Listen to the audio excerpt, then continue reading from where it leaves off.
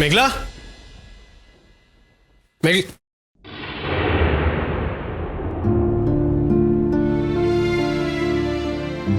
মেঘলা কি হয়েছে এরকম অসময়ে?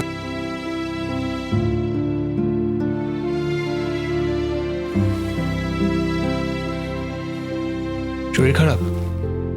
না, শরীর ঠিক আছে। কাঁদছো কেন?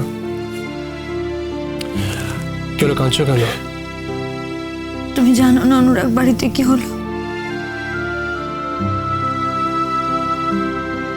না জানার কি আছে, তখন তো আমি বাড়িতেই ছিলাম। কিন্তু মেঘলা, এই ব্যাপারগুলো তো আর আমাদের হাতে না। না, দুটো মানুষ যদি নিজেদের মধ্যে সম্পর্কটা ঠিক না রাখতে পারে তাহলে আমরা কি করব বলো? তারা যদি ডিসাইড করে থাকে যে তারা আলাদা থাকলেই ভালো থাকবে, তাহলে তো আমাদের কিছু করার নেই। তুমি এত সহজেই কথাগুলো বলে দিতে পারলে? কি করব? আমি কি করব বলো? আমি কার সাইড নেব? তুমি জানো না বৌমনি আমার কাছে কতটা ইম্পর্টেন্ট? নাকি তুমি জানো না যে দাদা ভাই আমার কাছে কি? কিন্তু ওরা দুজনেই যদি এরকম একটা সিচুয়েশন ক্রিয়েট করে থাকে, আমার তো কিছু করার নেই মেঘলা। মেঘলা, আমার তোমাকে একটা খুব ইম্পর্টেন্ট জিনিস বলার আছে। বলো।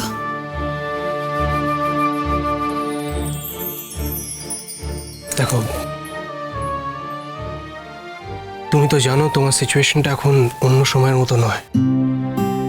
তোমার মধ্যে একটা প্রাণ বেড়ে উঠছে। তোমাকে সবসময় ভালো থাকার চেষ্টা করতে হবে, মন ভালো রাখতে হবে, আনন্দে থাকতে হবে। সেটা কি করে সম্ভব অনুরাগ? আমি তো যন্ত্র নই। বাড়িতে এরকম একটা ঘটনা ঘটে গেল আর আমি আনন্দে থাকতে হবে বলে আনন্দে থাকবো, এটা সম্ভব তাহলে নয়। কি করবে? অকারণে স্ট্রেস নেবে, তাই তো? আর তোর স্ট্রেস নিয়ে কি লাভ? যা ঘটছে তো তোমার হাতে আছে না আমার হাতে আছে? আমরা কেউ কিছু করতে পারবো? আমি ভাবতে পারছি না অনুরাগ, দিদি ভাই এ বাড়িতে নেই, এটা আমি কিছুতেই ভাবতে পারছি না। কাল থেকে দিদি ভাই আর এ বাড়ির কোথাও থাকবে না। দিদি ভাইকে আমি সকাল থেকে দেখতে পাবো না, এটা আমি কিছুতেই মেনে নিতে পারছি না। তোমার কি মনে হচ্ছে মেঘলা, আমার এগুলো মেনে নিতে অসুবিধা হচ্ছে না? আমি খুব সহজে এগুলো মেনে নিতে পারছি। কিন্তু মেঘলা, আমি তো জানি দাদা ভাই বৌমনিকে কতটা ভালোবাসে। তাই আমার বিশ্বাস, যেদিন দাদা ভাই বুঝতে পারবে যে বৌমনি সত্যিই দাদা ভাই জীবনে আর কোথাও নেই, সেদিন কিন্তু দাদা ভাই নিজেকে চেঞ্জ করতে বাধ্য হবে। আমি জানি না দাদা ভাই আদৌ বুঝতে পারবে কিনা। দাদা ভাই যখন বাড়ি ফিরলো আজ, তুমি তো ছিলে না, আমি ছিলাম, আমি দেখলাম তো দিদিভাই নেই জেনেও দাদা ভাই যেভাবে রিয়্যাক্ট করলো, যেভাবে কথা বললো, তাতে আমার একবারও মনে হলো না যে দাদাভাই নিজের ভুলটা বুঝতে পারবে। দাদাভাই না মানুষটা একটু অন্যরকম। দাদাভাই ভেতরে ভেতরে যতই কষ্ট পাক না কেন, যতই জ্বলে পুড়ে শেষ হয়ে যাক না কেন, বাইরে থেকে তুমি দেখে কিন্তু কোনোদিনও বুঝতে পারবে না। জানি না অনুরাগ, আমি সত্যি কিছু বুঝতে পারছি না। দেখো, দাদাভাই যদি সত্যি রিয়েলাইজ করে দিদিভাইয়ের ইম্পর্টেন্সটা কতটা, দাদাভাই যদি বুঝতে পারে দিদিভাই দাদাভাইয়ের জীবনের কতটা জুড়ে ছিল, তাহলে তো আমাদেরই ভালো, বলো? দাদাভাই অন্তত দিদিভাইকে ফিরিয়ে আনার চেষ্টা করবে। আর তুমিও তো জানো, দিদিভাই তো বলে গেছে, দাদাভাই যদি নিজের ভুল বুঝে, ভুল স্বীকার করে ওকে ফিরিয়ে আনতে যায়, ও কিন্তু ফিরে আসবে, এই বাড়িতে এসেই সংসার করবে। জানি। আর মেঘলা, আমিও তো অনেকদিন হলো বৌমনিকে চিনি। আমি জানি দাদাভাই যদি একবার ফেরত গিয়ে বৌমনিকে মানিয়ে ফেরত আনার চেষ্টা করে, তাহলে বৌমনি না বলবে না। আসলে কি বলতো, বৌমনির মতো মানুষ সত্যি হয় না। অবশ্য একটু ভেবে দেখতে গেলে দাদাভাইয়ের মতো মানুষও কিন্তু হয় না মেঘলা।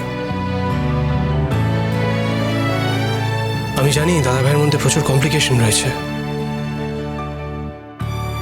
যা ঘটেছে তাতে দাদা ভাইয়ের দোষই বেশি। কিন্তু কি করবে বলো?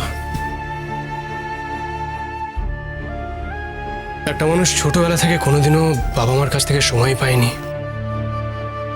বাবা মা আবার প্রচন্ড ব্যস্ত, দুজনেই নাম করা ডাক্তার, দুজনেই নিজেদের ক্যারিয়ার নিয়ে ব্যস্ত, নিজেদের কাজ নিয়ে ব্যস্ত, ট্রাভেল নিয়ে ব্যস্ত। কোনোদিন ভাবেইনি ছেলেটাকেও একটু সময় দিতে হবে। আসলে ওরা কি ভেবেছিল বলতো?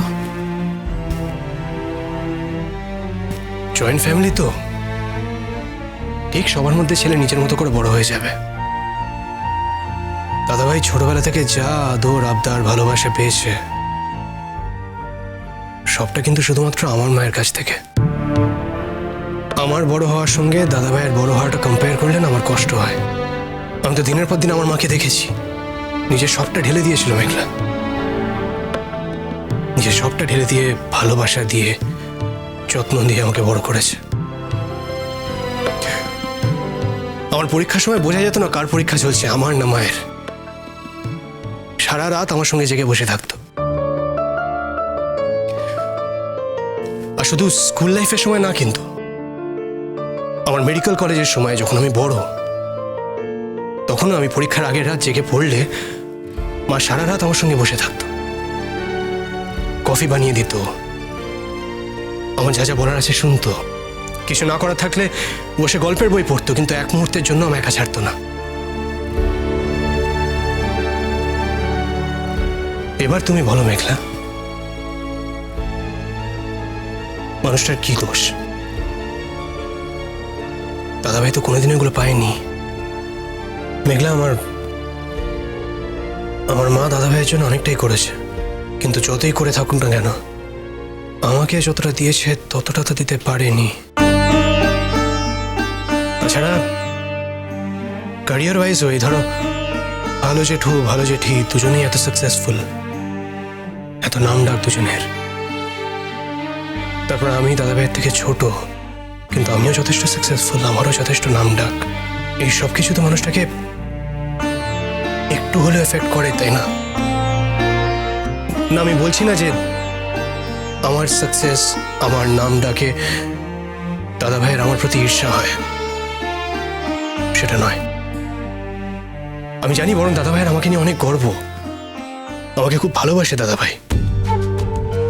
কিন্তু অন্যের অ্যাচিভমেন্টে তোমার যতই আনন্দ হোক না কেন, নিজের না পাওয়ার কষ্টটা তো থেকে যায়, তাই না? এই সব কিছুর কারণেই বোধহয় দাদাভাই এভাবে হীনমন্যতায় ভোগে বসলে।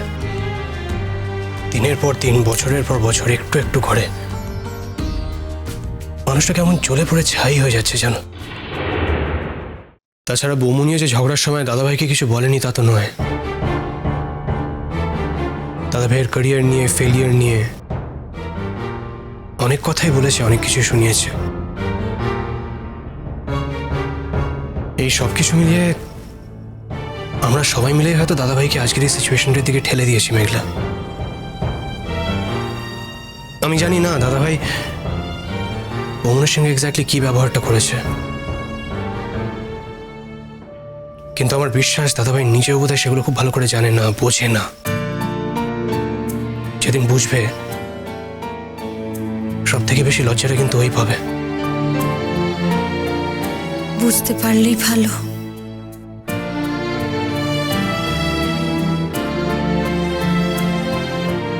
মেঘলা, আমি সত্যিই চাইনি আমাদের এরকম একটা সিচুয়েশনে আমাদের বাড়িতে এই ঝগড়াঝাটিটা হোক।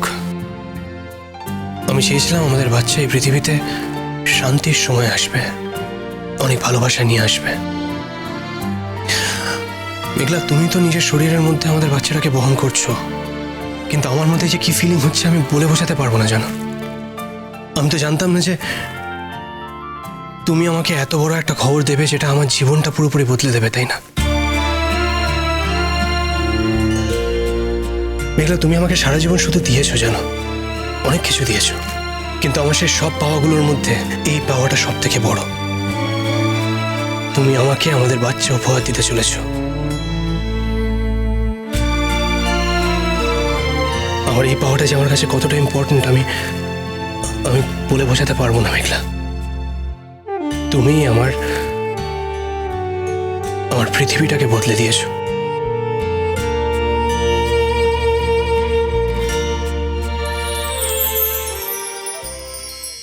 কিন্তু একটাই অসুবিধা বুঝলেন, একটা জায়গাতেই ধাক্কা লাগছে। কি কি বলুন তো? দেখুন, দীপের বউ প্রেগন্যান্ট ছিল, কিন্তু কিন্তু সেই অভিনয়টা তো আপনার পক্ষে করা সম্ভব হবে না। না, একেবারে ইনিশিয়াল স্টেজ ছিল শুনেছি। এখানে আসছিল কারণ এখানেই থেকে হতো পুরো ব্যাপারটা আর কি। তার মানে আমাদের হাতে এখনো সময় আছে। আপনারা ভাববেন না, কিছু একটা ব্যবস্থা নিশ্চয়ই হবে।